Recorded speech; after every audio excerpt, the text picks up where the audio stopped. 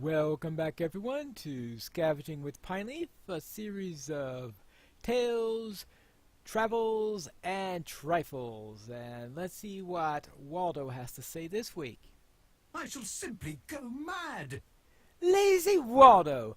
I am sure you said to yourself, haven't even tried to take those things down. Well, I have tried. I'll let you know, and whoever's behind this prank puts them back up again. It's unauthorized, I tell you. Please, take another one of those cards and see what you can do with it. Alright, so let's take another series of tales, travels, and trifles. And this time the tales would be from Sam. The travels would be a tavern crawl all throughout Eriador. And finally, the trifles will be some reflections, going back over some old quest instances that we've done in the past. So today's episode will, of course, focus on Sam. Of course, Sam's story begins with his father. So therefore, let's bow to the old gaffer. What sort of fellow was he? The gaffer didn't know, but he wasn't a hobbit. Tall and black-clad and stooped over. That was, of course, describing the Nazgul that came to Hobbiton just after Frodo and Sam left the Shire, or I should say left Hobbiton. They were, of course, starting their journey to leave the Shire at the time.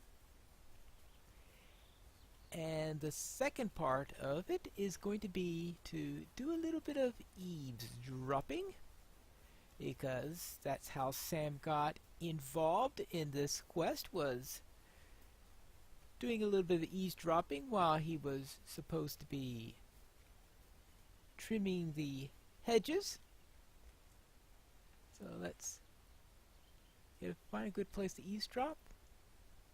Where's there a good eavesdropping place? Ah, here's a good eavesdropping place. Right here. Right?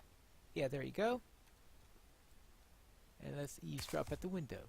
Sam Shears had long been silent as he listened to the window to that Gandalf and Master Frodo was talking. Yes, so there we eavesdropping. So now it's time to buy a little beer. While we have some remembrances and a beer here that's inviting me to drink it, I'm not here for that because that's the next episode. Good day. How may I help you? As I said before, I'm not necessarily doing this in the most efficient way possible, since the most efficient way would be to grab the beer, because all I want right now is a small beer. Here we go. One small beer, because this is a small beer for one special Hobbit lass. I hope I actually remember to go back to the ivy bush later, because it did, of course, give me credit for visiting the inn there. But I need to deliver a beer at the moment. Hello, Rosie. Here's a little beer. How sweet of you. You know, just my favorite drink. Yeah, your boyfriend told me. Very well. Now, let's head back and see what's next. Oh, yes. I need to take a little visit to Old Man Willow. Here we are at the window with Old Man Willow, and it is time to issue a challenge to him. If this tree don't let them go, I'll have it down. If I have to know it. Well, yeah, Sam didn't like Old Man Willow all that much, but I guess that's a proper response, seeing that Old Man Willow tried to eat his friends. So therefore, that is Old Man Willow. So let us head over to the Prancing Pony. While for Frodo we came here to dance on a table, here we are visiting a pony. One Bill the pony, that is. You feed old Bill an old carrot. He eyes you with doleful appreciation. 12 silver pennies was at least 3 times his worth, perhaps, but he would earn far more in service before the journey was through. Ah, yes, Bill the pony, a good friend and companion of Sam throughout the early parts of the story. It's a good thing they didn't take him all the way to Mordor. That would probably have created some unfortunate situations. Now, let us go into the Midgewater. Ah, the wonderful Midgewater, where the hobbits wondered what the midgets ate when they couldn't get hobbit. Though, of course, it was also noted for these rather large crickets that had a habit of going neek-break, neek-break. So Sam called them Knickerbreakers. And apparently, based on the nameplates for these creatures, Sam might not be the only one who gave them that name. At least in the Bree area, because it seems to be what everybody else refers to them too. And I don't think Sam had time to consult with them. But let's face it, it's a rather obvious name. Knickerbreakers. Onomatopoeic names have a habit of popping up quite a bit. Speaking of midges, now let's see. We want that one and just one more, and we will have it. There we go. 6 Knickerbreakers. And that means our next trip is all the way to Lothlorien, where we are to visit Samwise at Ciaran Amroth. Whee! Here we are in Lothlorien at Ciaran Amroth. I'm sure that Sam saw this as a nice place to relax, so I found it as a place where you did some rather strange quests, doing things like singing to trees. Hello, Sam! I hate to ask, but do you think you could help me with something? Now, these elves aren't wanderers. They seem to belong here, even more than hobbits in the Shire. And if there's any magic about, it's right down deep, where I can't lay my hands on it, in a manner of speaking. Well, yeah, alright. Next, we need to head to the Great River. We are going to have a little meeting with a certain, shall we say, proto-hobbit?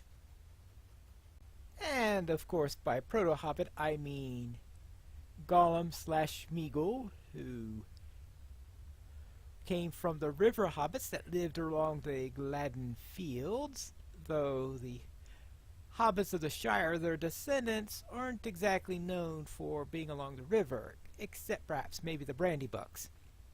But anyway, it's time to shake our fist at Gollum because of all the trouble that he has caused us. Yeah, we better be a bit more watchful, or we'll feel some nasty fingers round our necks one of these nights. Yeah, that's right. Sam didn't like Gollum at all. Now, of course, one of the things he did interact with Gollum on was to get a brace of conies, though I had to purchase a couple from the store because I brought some taters and some conies with me because it's time to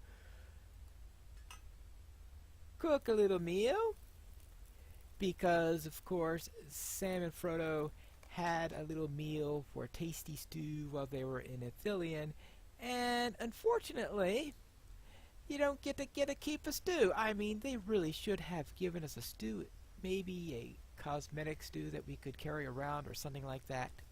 Who knows? But I thought it would be most appropriate. But now we're going to have a little recollection of what happened after Sam made this stew. As he and the other rangers prepared a trap for the men of Harrod at Cirith Negin, Mablung found his discussion with the halflings loudly interrupted. And this is what happened. The halflings, Sam and Frodo, were, of course, spotted by the Rangers due to the fire that Sam made in order to cook that little stew there. So let's see what happened. I spoke with the halflings for a time, and they asked much about me and my brethren. What are your names, and where are you from? I am Moblung, and my companion is Damrod. We are Rangers of Ithilien. We are descended from a long line of folk who call these woods home, and Steward Denethor has charged us with its protection. We seldom roam far from within, but today we've come to ambush the evil men from Harad. Curse the Haradrim! They are under the sway of the enemy. Alas, I fear that Gondor will fall. His strength and malice have gone great indeed, and there is little hope for Minas Tirith. But we do not sit idle. The Southrons march brazenly and heedlessly upon our own roads to swell the hosts of Mordor. They shall not pass unchallenged, not while Faramir leads our host. His life seems charmed, as if fate spares him for some greater end.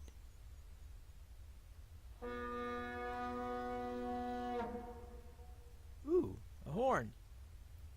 Yeah? Anything else? Is that a friendly horn or an enemy horn? It sounds like the smithing of 1,000 blacksmiths altogether. This is as near as I would like to get. Well, they're coming! They are broken through the trap! And our captain pursues. Our trap had failed, for the Southrons broke through as arrows flew above us.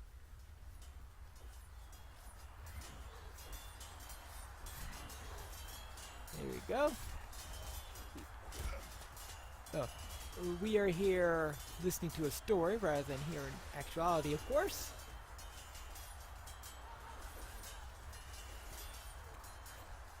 Alright. But the battle rages on.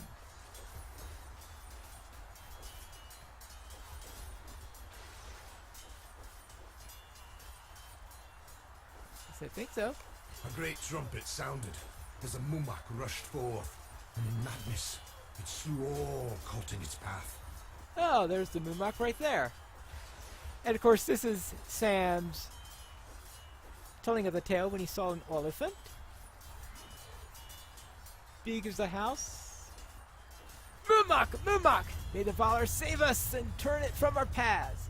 As big as a house, gray as a mouse, nose like a snake, I make the earth shake. Yeah. An elephant? Oh, so they do exist, and I have gone to see one. What a tale! Well, no one shall believe me if I tell them. Well, yeah, that's always the problem. And there... Phew! If it's all the same and done, I think I'll just have a sleep. Sleep while you're able. If the captain returns, he shall want us to depart swiftly. The enemy will pursue us when the news reaches him. Well, go quietly when you leave then. No need to disturb me. I doubt the captain will leave you unattended in the woods, Master Samwise, but we shall see. I remained with the halflings as they slept and awaited my captain's return. That little instance leaves us here, back in... Well, that finishes Sam's tales. And it left us in Henneth Anun because that's where you take the particular quest when you are doing it as part of the storyline for LOTRO. But that is it for Sam's tale, so let's go to Waldo Rumble and see what kind of reward he has for us this time. Alright, Waldo, I've finished my investigation. How did this week go?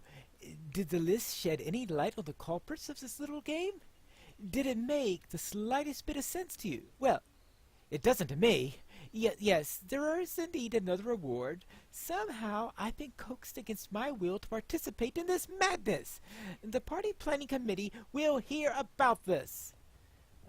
Let's see what we've got.